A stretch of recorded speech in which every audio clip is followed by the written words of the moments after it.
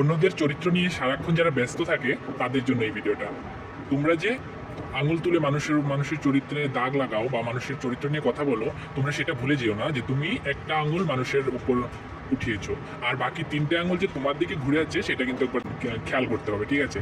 মানে মানুষ, তুমি যাকে চরিত্র, তার মানে চরিত্র মানে যে স্বভাব খারাপ সে নয়, চরিত্র মানে একটা জীবনের পার্ট অনেকগুলো ভাগ আছে।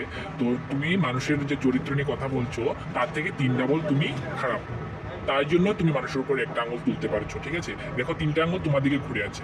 তো মানুষ সবসময় তোমাকে আয়না দেখিয়ে দিতে পারবে না বা সবসময় তোমাকে বলে বোঝাতে পারবে না। তুমি একবার নিজে থেকে আয়না একবার দেখে, নিজে কেমন সেটা দেখে তারপর মানুষের উপর আঙুল তুলতে যেও।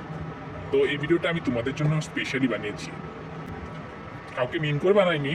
যারা যারা যারা এমন করো, সব জায়গাতেই এমন আছে মানুষ, এটা কিন্তু ঠিক নয়।